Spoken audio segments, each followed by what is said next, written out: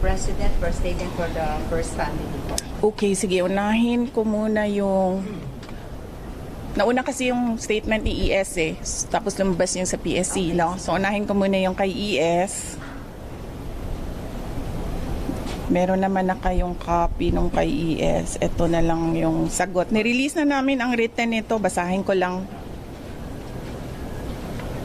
Tapos, yung NBI, I'm sure you want to ask about the NBI. Since hindi ko pa nababasa kung ano yung isi-serve nila sa akin, we will talk about NBI tomorrow. Pag-anuhin nyo lang muna ako kasi kailangan ko din isulat kung ano yung isasagot. So, give me time to read and think about it. Okay, so ito yung sa kay ES, no? This is a reply to the statement issued by the Presidential Communications Office on the order of Executive Secretary Lucas Bersamin dated November 23, 2024. The Marcos administration's insistence that the President's life is under active threat is ominous. I raise this caution as the President and his sycophants aggressively sell a narrative based entirely on my statement, which is taken out of its logical context. Bakit hindi nila pinapalabas kung ano yung question ng media? Bakit hindi nila pinapalabas kung ano yung una kong sagot? Bakit ang pinapalabas lang nila is the last, 4 words of my entire statement? They are building a narrative, and I'll tell you kung anong playbook ito. There is absolutely no flesh on the bone, and despite the absence of a reliable investigation, authorities were quick to consider this a national security concern. The diametric contrast and inaction are displayed when I have expressed in previous months threats to my person and the continuing threats to the lives of OVP personnel. Tossing the word assassin. Paki-check. May sinabi ba akong assassin doon? Wala. So nilalagay nila doon sa narrative nila, assassin. And nilalagay nila sa narrative nila, murder plot.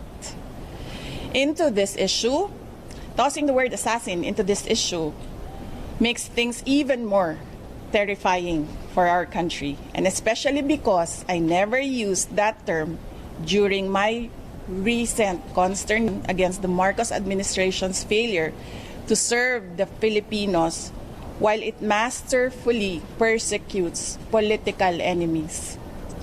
Common sense should be enough for us to understand and accept that a supposed conditional act of revenge does not constitute to an active threat.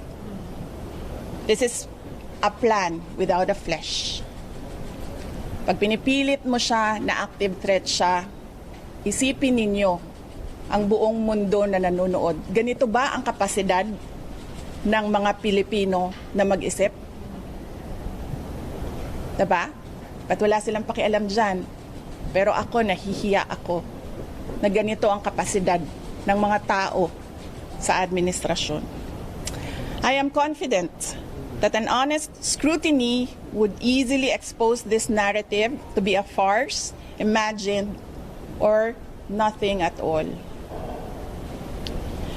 So, may question kayo doon. You said you were taken out of context, and you also mentioned that they have a playbook. Yes. They're going by. Yes. So, can you explain to us that context, set it straight, Yes. and also explain to us that playbook that you're talking about? Okay, sige. So, the context is, what did I say? I was asked, do you know about the Roman... I'm sorry ha. I was asking for the transcription of all that I said. I did not get it before I came down. So, I have a problem remembering the exact words. So there was a question about Romanov, and I said, well, this is the first time that I've heard of that, but I've been warned by 2 persons already. 2. be careful.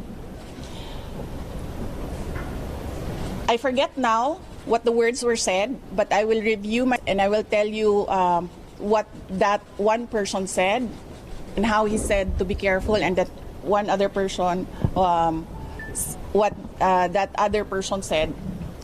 So, tatlo na yon. One person warned me, another person warned me, and then I was asked during a press briefing by a media person if I know of these plans, if you can say the word, if that is the correct word to use here, plans. So I answered, I was asked Romanov, and then I answered, I was told by two people, this is the first time I've heard of Romanov, so that is the third already. And I said, don't worry about my security. If they kill me, if I die, kapag pinatay ako, or kapag namatay ako, in the context of don't worry about my security. So this means pinatay ka. Diba? Kasi hindi ka naman mamamatay by heart attack in relation to your security. Diba? So, pag namatay ako, already asked a person to take revenge against three individuals. So, my question now to the administration, is revenge from the grave a crime? So, but you already talked to a person. Yes. Do that. Yes. In the event that you get killed. Yes. Yes. So that much is clear. Yes. So I have to die first. They have to kill me first. They have to kill me first. So now they can't kill me anymore.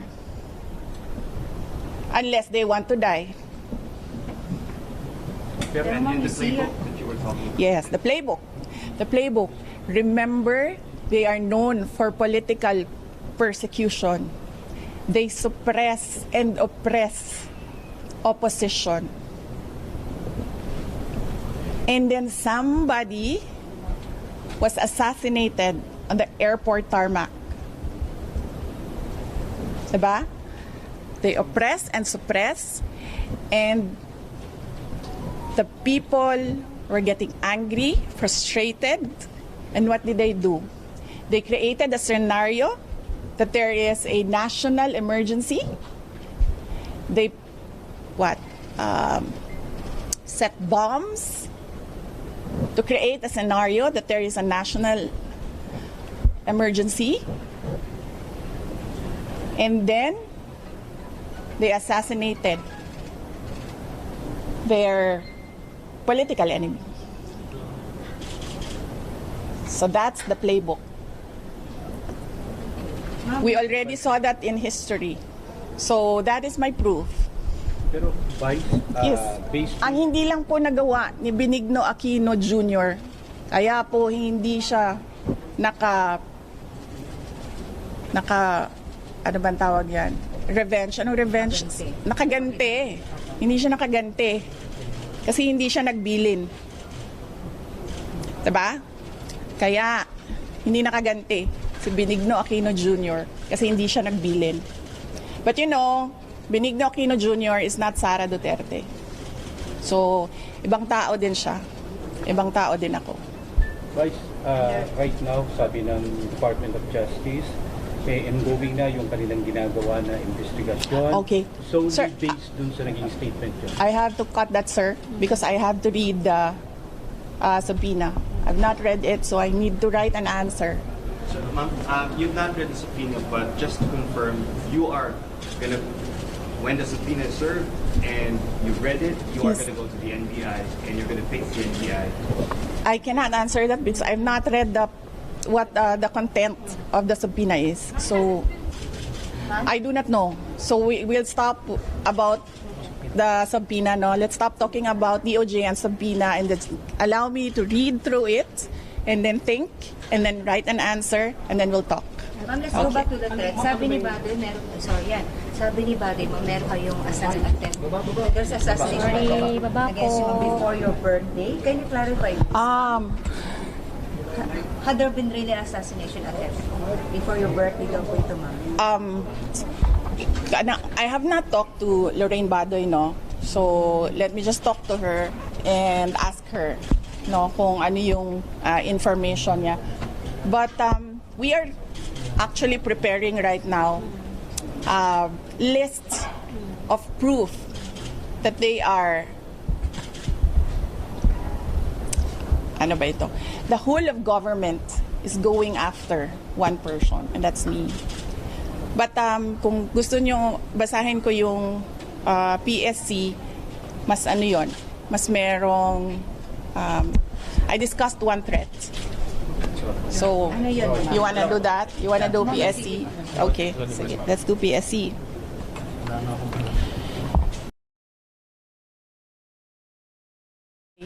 Yusek Lopez and kay Gina Acosta, and pakiusap ko lang na bantayan ninyo siya kahit mag-shifting lang kayo, maiwan lang isa just to make sure na, kasi may takot din yung nasa taas na, actually ang takot ni Yusek Lopez lagi sa gabi.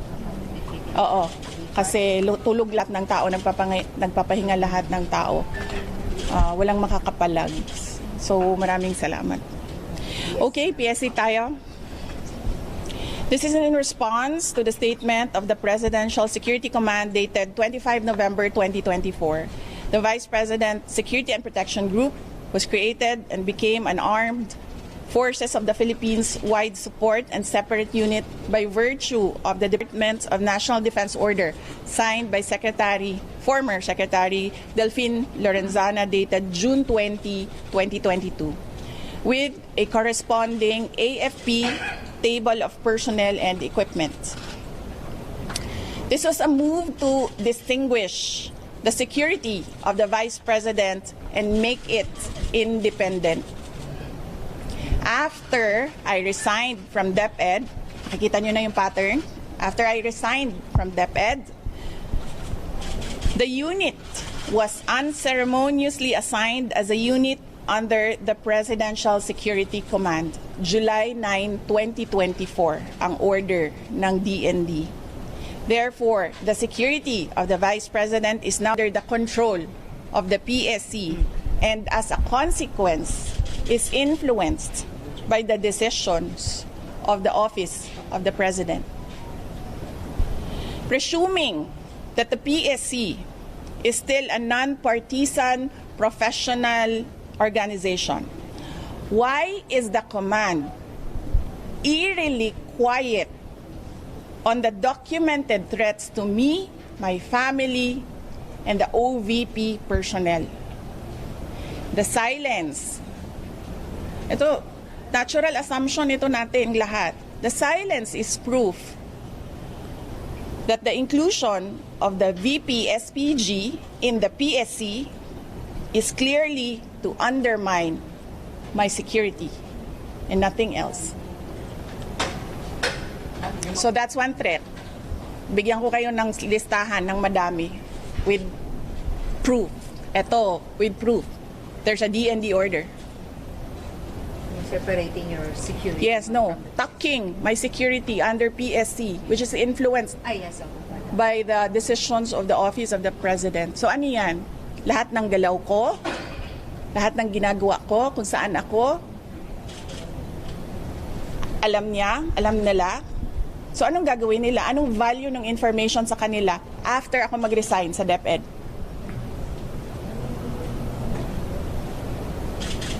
Before, when I was with DepEd and working to help the administration, wala namang ganun eh. Diba? Tapos pag mag-resign ka, ganito ang gagawin sa security mo, imo-monitor ka. Well, that's one threat. So, I'm coming up with a list of threats, pero we'll take that up baka next week na. Kasi, tao lang po. Di kaya magsulat ng kayo, mga gagaling kayo, mabilis kayo magsulat. Ako, kailangan ko... Are you saying that there's a threat for you to get killed by the administration? Well, that is a possibility. You see what they're doing right now? That is an example. They are undermining my security. That is just from the PSC. Hindi ko pa dinidiscuss ang galing sa PNP. Diba? Ma'am, you intend to hire? Yung nagsabi sa iyo ng dalawang tao, anong klaseng threat naman yung sinabi sa iyo, binarn sa iyo? Hindi ko. Mahirap kasi mag-browse ngayon. Maalala yung words na ginamit. Oo. Ma'am, with this, I don't trust my memory. Pero in what manner ba? Assassination plot ba yan? Paano ba yun? Hindi, iba-iba yung words na no assassination plot. But the general message is threat to life. Yes. So, ingat lang yung send, something like that. No? Oo, wag nyo lang muna i-quote ha, kasi hindi ko maalala. I don't trust my memory right now, so I need to review the notes so that I give you a verbatim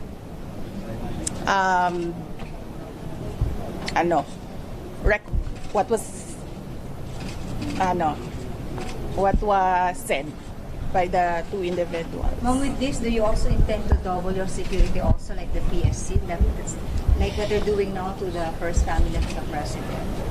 Hindi ko na ini-expect yan, ma'am, sa PSC. And hindi ko rin tatanggapin, ma'am, at this point kung magdadagdag sila ng mga tao dito. Kasi hindi na natin alam kung non-partisan ba yung not necessarily idadagdag nila. Not necessarily coming from PSC, ma'am. No, I don't trust anyone right now. So yes. Even your security? Even if PSC acts on what I said, no, I will not accept it anymore. That is what I did with PNP. Hindi na. Kasi hindi na natin alam eh. Baka igagawin pa yan nilang rason na maglagay ng mga tao dyan na nagtatrabaho para sa kanila. So, Okay, last two questions. Do you share the same sentiments as your father, former president? Last night, what he are said, his sentiments? So last night, he asked the military if they would continue to support fractured governance and a leader who is a drug addict. I agree. So, excuse me sandali. I agree with fractured governance. I was a member of cabinet. So I have personal knowledge. I agree with fractured governance. I agree with the assumption that he is a drug addict because he continuously refuses to do a drug test. Napakadali naman, di ba? Tulad ko, napakadali naman. Sinabi ko kaagad, gusto niyo ng neuropsychiatric test o kung ano pa man yung test na gusto niyo i-take ko. Gusto niyo ulitin ko yung bar exams. Lahat yan gagawin ko. No questions asked. Gusto niyo ng drug test? Sabi ko, dagdagan ko pa ng drug test.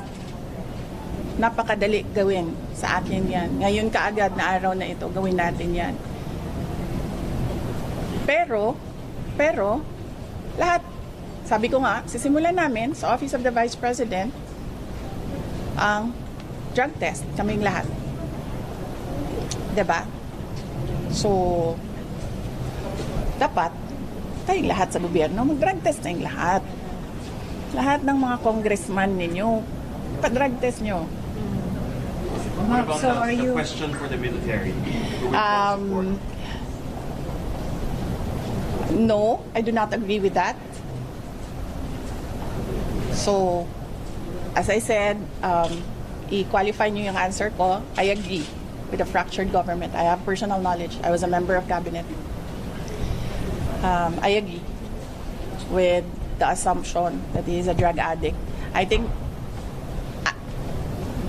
mine is assumption. I think the former president has evidence that he really is a drug addict. So, pareho lang din yun. Ma'am, are you a threat? Sorry. Sabi ko nga, diba, noong kailan ba yon nagsalita ako, sabi ko, dalawa lang naman hinihingi natin. Diba? As politicians, ibigay natin yung pangako natin sa mga tao. Diba? Ako, bumoto ako. Kasi sinabi 20 pesos ang per kilo ng bigas. And that would help so many families right now. Diba? Pangalawa, tingnan natin ang katinuan ng lahat. Diba? Pa-drug test nyo din yung AFP.